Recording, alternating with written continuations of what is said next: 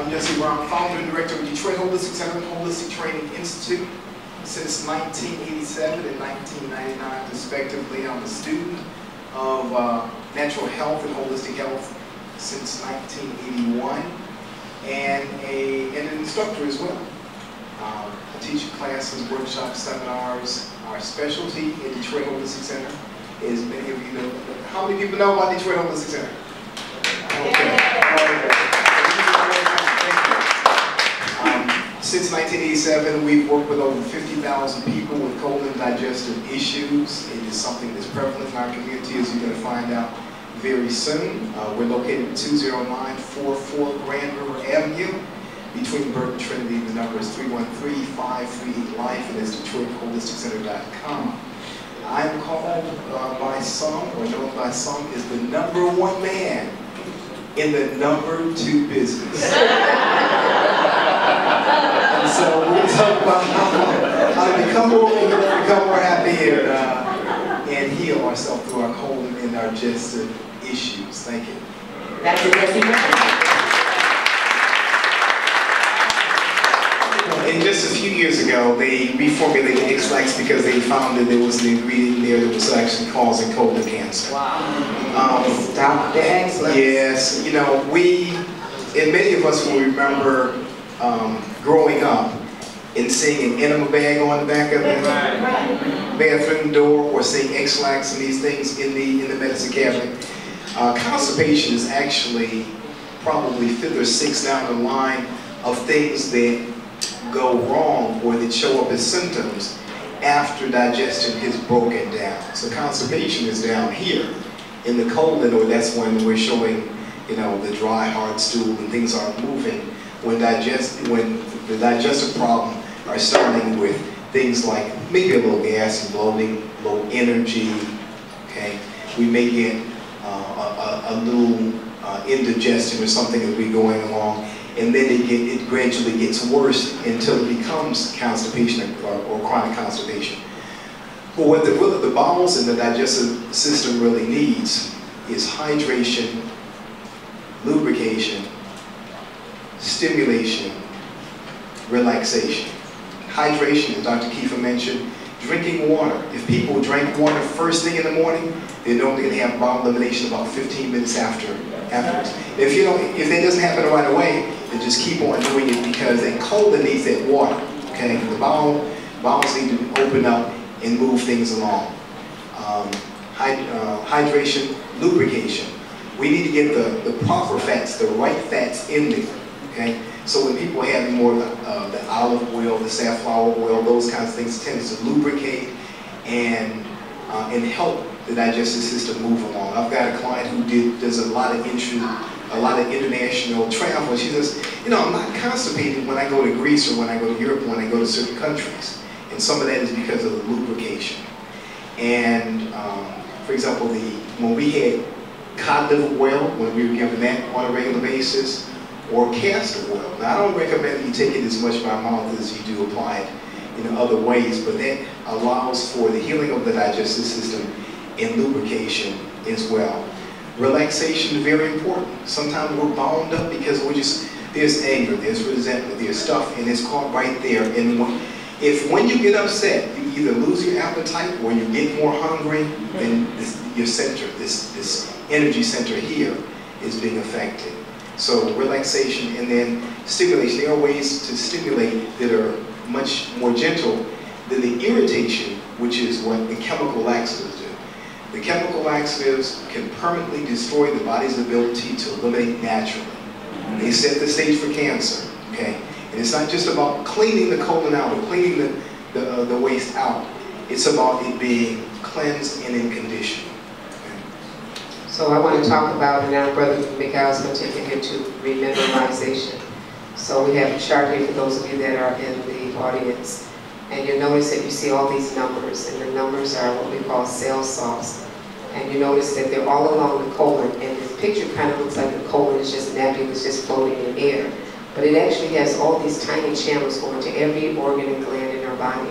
God is really cute. The reservoir for water in the body, the holding tank, is this colon. This is also where our waste matter is held. So every time our body wants water, any part of our body wants water, it has to squeeze it off of the waste matter sitting in the colon. So I describe the bowel movements in five ways. Poo, poo, boo, boo, doo, doo, mess, and shh.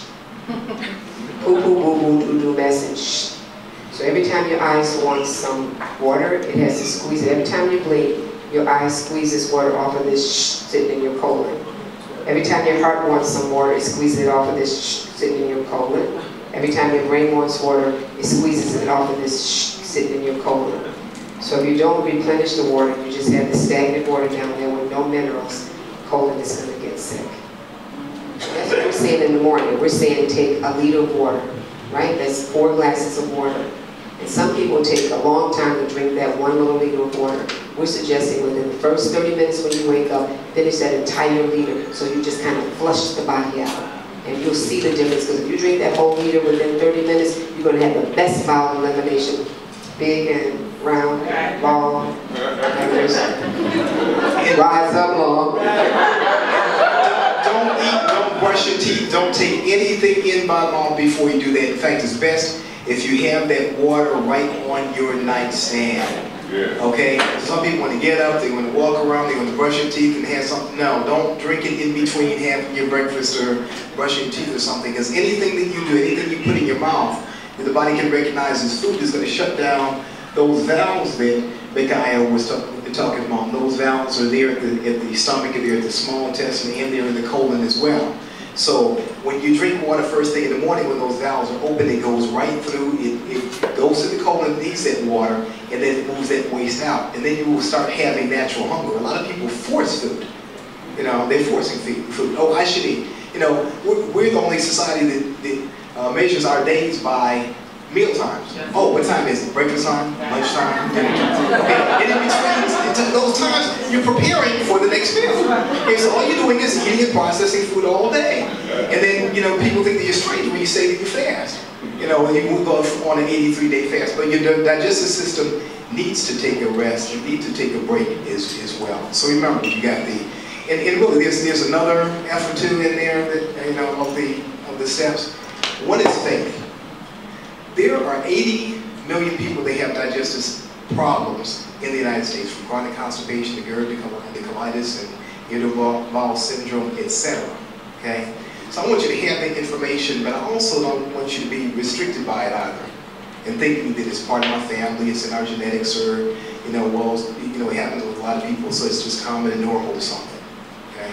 Because you got genius in your genes, and you got diamonds in your DNA. We have the ability to overcome all of this stuff. You got genius, say it with me. I have genius in my genes, and I've got diamonds in my DNA. Okay, so just as they're talking about, you got genetic weakness. Oh, you know, Angelina Jolie cut off her breast because they said she had a gene and she could get breast cancer, and somebody finding the gene for heart disease and this, that, and other thing. Okay, but we don't realize that the people who came here from dire circumstances and through all kind of difficulties have genius in their genes, have brilliance in our genes, and have very resilient and strong constitution. Okay, so we have that as well. So if you got a weakness somewhere in there, believe me, you got strengths as well, and we need to focus on the strengths. Okay, so we do the right things. If we're getting, if we have the faith that we can get better and not be restricted by the statistics and what they say it runs in your family. If it runs in your family, run it out your family. Okay? Colon hydrotherapy, or colonics, is about the safest, most natural method of cleansing the colon. It's done with water primarily. There are times when coffee and other things can be applied, and that's for therapeutic purposes and specific purposes. But the water goes into the colon and is designed to cleanse out the waste material, exercise the colon muscles. Because with chronic constipation, it's not just cleansing that we need to do. Otherwise, a laxative or something like that would help, or additional fiber or water would help. But when the colon gets into one of these shapes, the muscles of the colon have gotten weakened. Okay? That it's the muscular action that moves that waste out of the colon. Okay?